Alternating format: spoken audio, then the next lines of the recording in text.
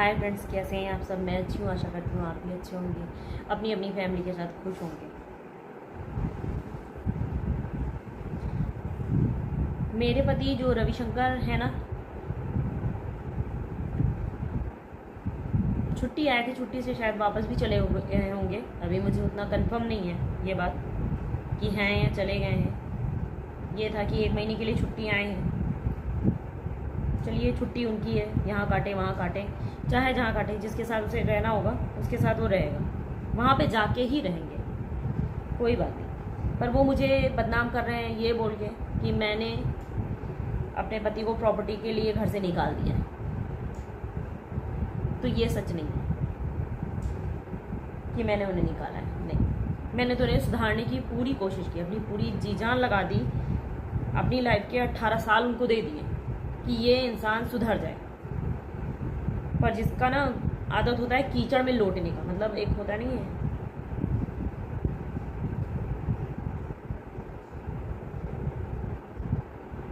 कि कुछ कुत्तों की आदत होती है नाली में लौटने की। आप उनको कितना भी घर में पाल लो, अच्छे से रख लो, अच्छे से अच्छा दे दो, नहीं, जहाँ पे वो गंदगी देखेंगे बस उसमें लौटना चालू कर देते हैं। वो है रविशंकर, ठीक है। तो उसका ये इसलिए मैं बोल रही हूँ ये चीज़, क्योंकि ये चीज़ आपकी ये नहीं हुआ, ये आपकी चौथी बार हुआ है जो रविशंकर घर से भागे। पहले 3 बार मैंने नहीं बोला, मैंने कहा चलो कोई बात नहीं। 3 बार तो मेरे को सदमा लग रखा था, मैं खुद डिप्रेशन में थी। इन लोगों ने मेरे को टॉर्चर कर करके मेंटली डिस्टर्ब कर दिया, डिप्रेशन की 3rd स्टेज में डाल दिया था। 2 बार मेरे साथ ये चीज़ हो चुका है।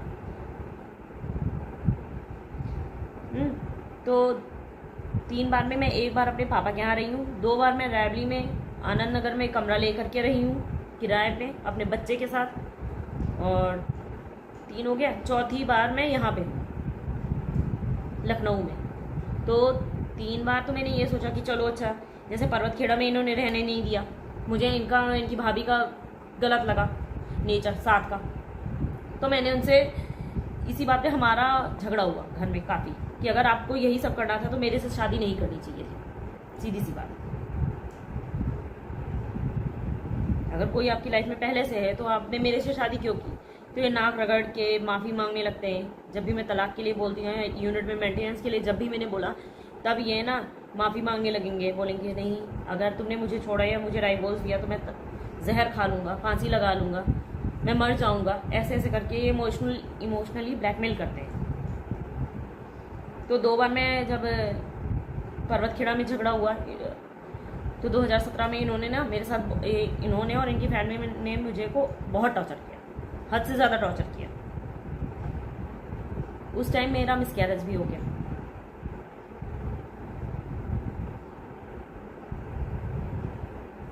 उस रात मैंने बहुत कुछ सहा।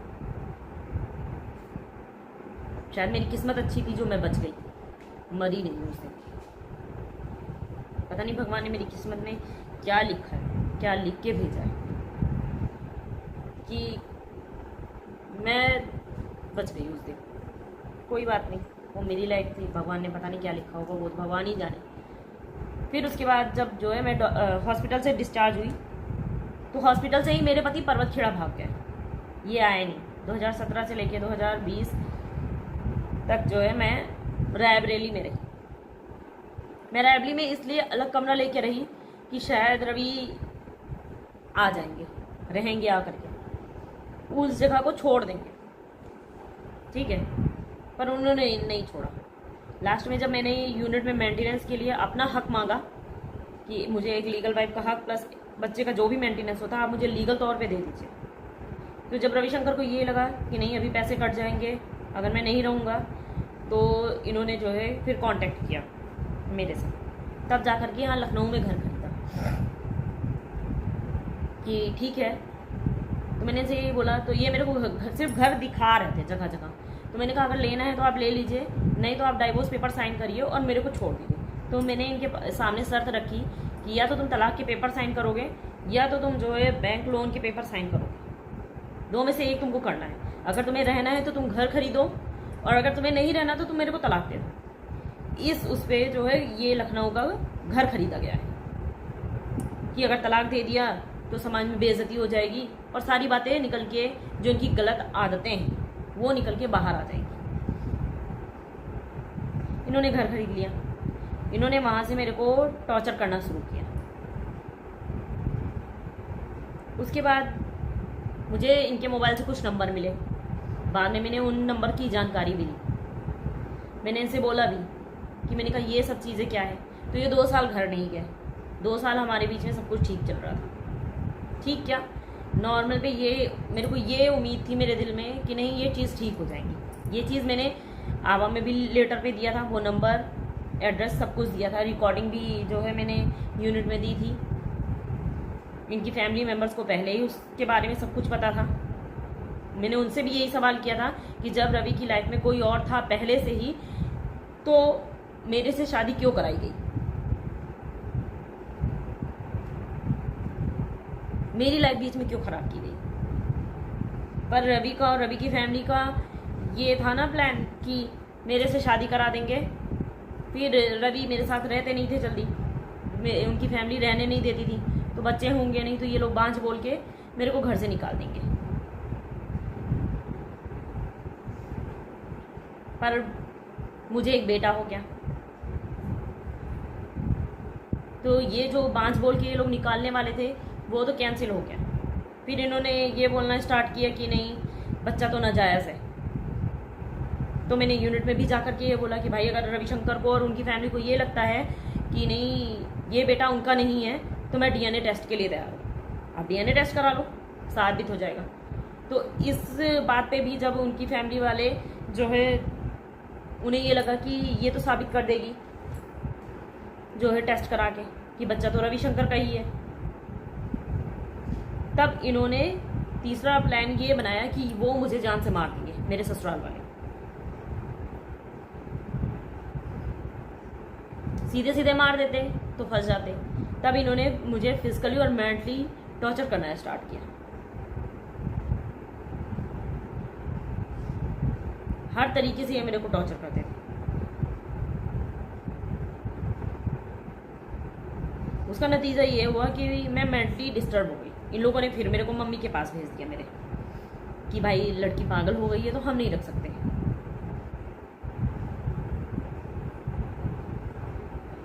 मेरे फादर ने और मेरी मम्मी ने जो है मेरा इलाज कराया, मैं ठीक हो गई। मैं फिर से जो है रविशंकर के साथ रहने के लिए मैंने बोला। मुझे फिर भी यही उम्मीद थी कि नहीं आज नहीं कल तो रविशंकर सुधर जाएंगे।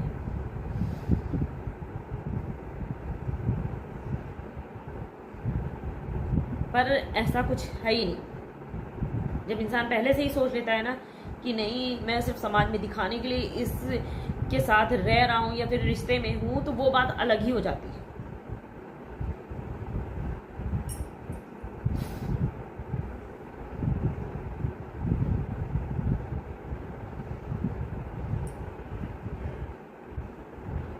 मैं पर्वत खेड़ा में थी तब भी घर वाले नज़र रखते थे मुझ पे कि अगर रवि आ रहे हैं तो मैं रवि किसी भी तरीके मुझसे बात नहीं करेंगे। उनकी जो बहनें हैं, भाभी हैं, पापा हैं, भाई हैं, बच्चे हैं, सब ये कोशिश में लगे रहते थे कि नहीं ये अपनी बीवी से बोले नहीं, बात नहीं करें। इसलिए मैं रायबली गई, वहाँ पे भी ये चीज़ नहीं ठीक हुई। रवि झूठ बोल बोल के भाग के वहाँ जाते थे पर्वत खेड़ा। उसका भी रीज़न मैं बताऊंगी कि क्या है वहाँ पे, ठीक है, क्लियरली बताऊंगी, आज खुल के एकदम बताऊंगी।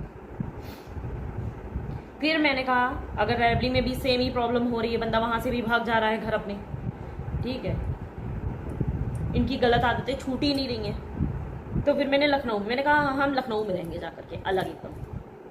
मैंने कहा नहीं रहेंगे रायबली में, क्योंकि रायबली से लालगंज पर्वतखेड़ा पास पड़ता है। तो तुम गए और रात में 10 बजे फिर वापस आ गए।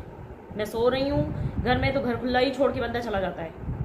अगर मैं घर में सो रही हूँ तो ये 5:30 ही बजे डोर ओपन करके भाग जाते और रात में 10 बजे आते थे। जहाँ मैं किराए पे रह रही हूँ, कि वहाँ की बात बता रही हूँ मैं, पर डे का था रविशंकर का, कि ये डेली भाग करके पर्वतखेड़ा जाते थे और रात में 10 बजे वहाँ से वापस आते थे फुल ड्रिंक करके, शराब के नशे में।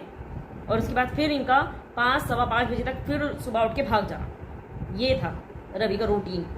अगर ये 10-15 दिन की छुट्टी पे भी अगर रहते थे, 1 महीने की छुट्टी पे भी रहते थे, पहले तो बंदा घर में रहता, रायवली में रहता नहीं था मेरे और मेरे बेटे के पास, और अगर रहता भी था ना तो जो है ये भाग जाते थे। अब जब हम लखनऊ में आ गए, लखनऊ से पर्वतखेड़ा जाने में काफ़ी टाइम लग जाता है, गए फिर वापस आने में टाइम लग जाता था। तो मुझे इन पर शक होता था कि नहीं ऐसा क्या है। रमईपुर में चंदा देवी है,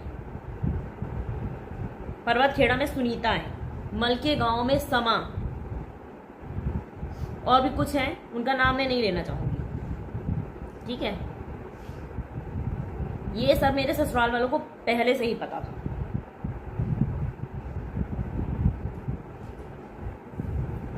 और जो लोग गो से रविशंकर ये बोल रहे हैं कि जो है मेरी बीवी ने मुझे निकाला है, तो आप ये सुनिए पहले। 1 मीटर की परवरिश तो मैं तेरे हो नहीं रही है, किसको टाइम में खाना दूँ, टाइम से को पढ़ाई कराऊँ और टाइम का देखभाल करूँ, तो तेरे दूसरा बच्चा होगा तो तेरे क्या होगा? कुछ नहीं होगा, तेरे से कुछ नहीं होगा। तेरे एक बेटा तो पाल नहीं सकती है, एक बेटा पाल नहीं सकती, दूसरा चाहिए है। एक बेटे ने खाई टाइम से खाना, न पानी न पढ़ाई, क्या करते तुम करते क्या घर में बैठे बैठे? दूसरा बेटा चाहिए, दूसरा बेटा के लिए, दूसरे बच्चे के लिए मैं डॉक्टर के पास गई थी अभी, जब मैं लखनऊ में रहने लगी ना, तब मैंने सोचा शायद हमारी फैमिली में सब कुछ ठीक हो गया है, चलो तो हमें दूसरे बच्चे के बारे में सोचना चाहिए। मैंने सोचा क्योंकि मेरे दिल में खोट नहीं था। तो अब यहाँ से कहानी बिगड़ना स्टार्ट हो गई जब मैंने दूसरे बच्चे के बारे में सोचना स्टार्ट किया। अब ससुराल वालों को तो ये था कि और बच्चे हमने होने नहीं दिए, मार डाले हैं, एक ही बच्चा है इसका, वो भी ऐसे बचा था क्योंकि प्रेगनेंसी के टाइम पे मैं अपने मायके में थी। शायद अगर मैं ससुराल में होती तो ये लोग मार डालते। जैसे 2017 में मेरा मिसकैरेज किया है इन लोगों ने, वैसे ही ये लोग मेरे बच्चे को, ये जो है मेरा बेटा, इसको भी मार डालते। अब ये हो गया है कि भाई एक बच्चे को तो हमने कैसे भी हो गया, दूसरा बच्चा अगर हो गया तो फिर क्या होगा? शादी मुझसे किए हैं रविशंकर, अगर मुझसे बच्चा नहीं होगा तो किससे होगा? और बच्चे पे भी ज्ञान मुझे वो नंदे मेरे पति को बता रही हैं जिनके खुद 6 बच्चे हैं घर में। खिलाने के लिए आप तुम्हारी औकात नहीं है कि तुम अपने बच्चों को पाल सको खुद के पैसे से। हाँ, तुम भाई के पैसे पे अपने बच्चे पाल रही हो और तुम उस भाई को सिखा रही हो कि नहीं भाई तुम्हारा दूसरा बच्चा नहीं होना चाहिए। तो अगर बच्चा नहीं होना चाहिए था, अगर मुझे पत्नी का हक नहीं दे सकते थे, तो या तो आप मुझसे पहले ही बता देते, शादी के ही दिन आप मेरे से एग्रीमेंट साइन कराते कि तुमसे बच्चा नहीं कर सकती हो, तुम रवि से बीवी के हक नहीं मांग सकती हो, अगर तुमसे कोई बच्चा हुआ तो उसका रविशंकर खर्चा नहीं उठाएंगे। क्यों नहीं बताया मुझे?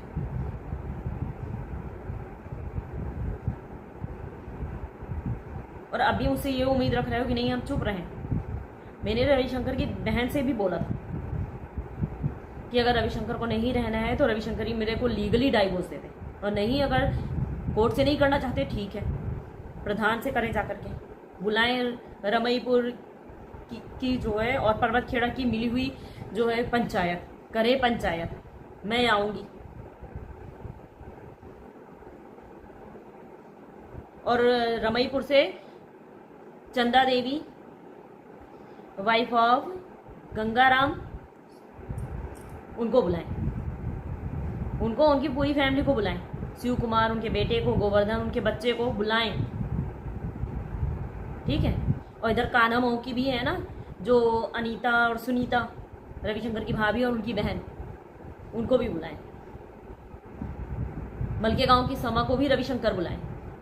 और बोलूं और स्क्रीनशॉट दूं? बोलो तो यहाँ पे। सिर्फ मैं बोलने के लिए नहीं बोल रही हूँ, जब प्रूफ देने की बारी आएगी तो मैं वो भी दूंगी, क्योंकि इतनी बड़ी बड़ी बातें मैं ऐसे ही नहीं बोल देती। तुम एक रीज़न बताओ कि तुम पर्वतखेड़ा क्यों जाते हो? तुम्हारे भाई नहीं है क्या? वो अपनी भाभी का, तुम्हारी भाभी का खर्चा नहीं उठा सकते क्या? तुम्हारे जीजा नहीं है, वो अपने बच्चियों का खर्चा नहीं उठा सकते हैं? सबका ठेका तुमने ले रखा है। तुम्हें ये चीज़ पहले बतानी चाहिए थी कि मैं तुझे शादी तो कर रहा हूँ, बस अपने समाज में दिखाने के लिए लेके आ रहा हूँ। बाकी तुम मुझसे कुछ भी नहीं बोल सकती हो, ना रहने का हक मांग सकती हो, ना तुम मुझसे खर्चा मांग सकती हो, कुछ भी नहीं। क्यों तुमने मुझे को नहीं बताया?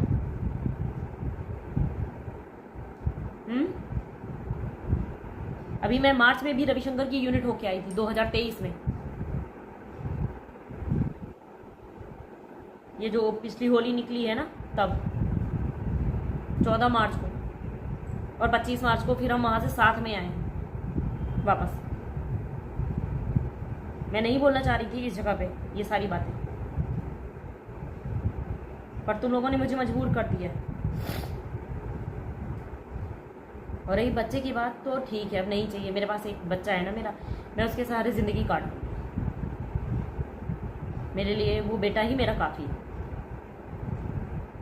और इस टाइम पे लखनऊ की मैं बात बताती हूँ, हर एक चीज़ ऑनलाइन हो चुकी है। लोग चोरी भी करते हैं तो ऑनलाइन अकाउंट से ही कर लेते हैं। मेरे ससुराल वाले जो पहले मैं पर्वतखेड़ा में रहती थी तो मेरे ऊपर नज़र रखी जाती थी ना, अभी वो भी ऑनलाइन तरीके से हो गई है। मेरे पति जब रविशंकर जब 1 महीने की छुट्टी आते हैं, जैसे साल में 80 दिन की छुट्टी बंदा आया है और 80 दिन अगर यहाँ पे रह रहा है, तो नीचे के पोर्शन में नहीं रहते। हमारा घर 3rd फ्लोर पे है, 3 पोर्शन है हमारे घर के। मेरे पति सबसे ऊपर वाली छत पे रहते हैं और वहाँ पे ऐसे ऑनलाइन रहता है मोबाइल, रात भर पूरी रात मोबाइल पे वीडियो कॉल चलती रहती है। मेरी नंद, नंदोई, भांजी, भाभी, सुनीता देवी, सब लोग बारी बारी से कॉल करते हैं, क्योंकि एक रात पे पूरा नहीं वो कर सकते ना। तो कहीं ऐसा तो नहीं है कि बीवी के पास है, बच्चे से बोल रहा है, इस तरीके होता है। नज़र रखी जाती है हमारे ऊपर। मतलब हमारे ससुराल वाले यहाँ पे लखनऊ के में हैं भी नहीं, तब भी वो लोग मेरी फैमिली में घुसे हैं मेरी लाइफ में। तो भाई रविशंकर को तुम ही रख लो। मैं तो कहती हूँ तुमको शादी ही नहीं करानी चाहिए थी मेरे से, ठीक है। वो उसको ऐसे ही रखते उस बंदे को,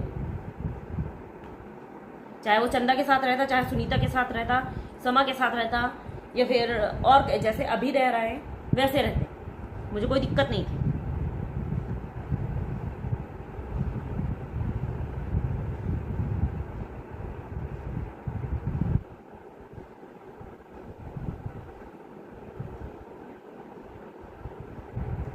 और अभी तो चलो कोई बात नहीं, मैं अभी सोशल मीडिया पे बोल रही हूँ, यूट्यूब पे।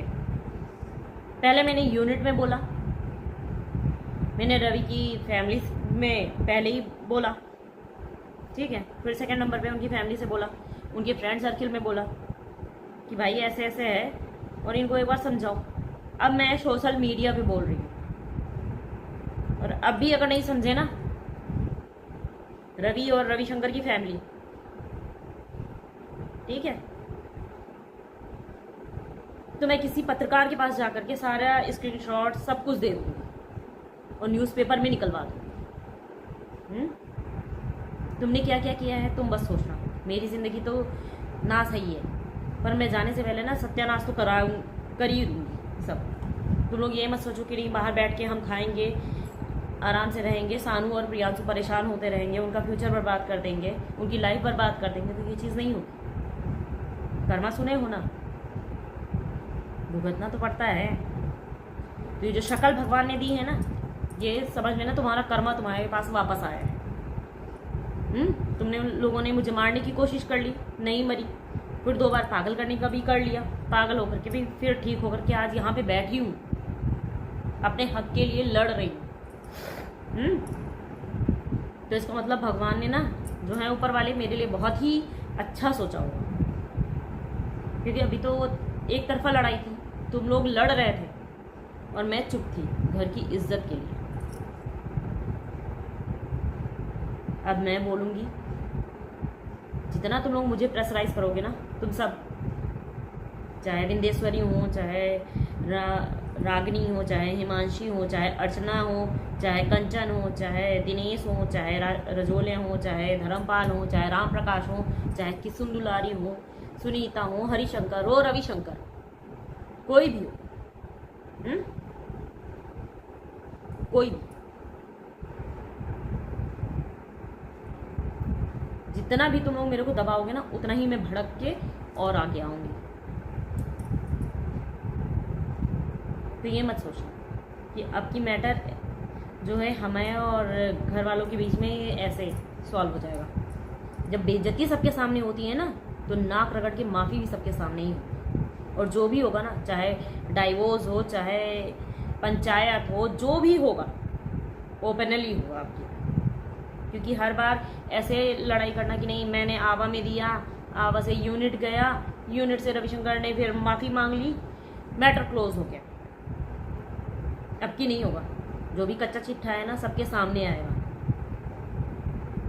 अभी वीडियो में देख रहे हैं, फिर क्या पता आगे जाकर के न्यूज़ में, वो न्यूज़पेपर में भी पढ़ने वाले। जल्दी सारे स्क्रीनशॉट डालूंगी गोमती नगर के, चंदा देवी के रिचार्ज के, और जो मैसेजेस थे सब जल्दी आए। किसी की खामोशी को उसकी कमज़ोरी समझने की गलती बिल्कुल मत करो। कभी कभी ना हद से ज़्यादा उड़ना भी खतरनाक हो जाता है।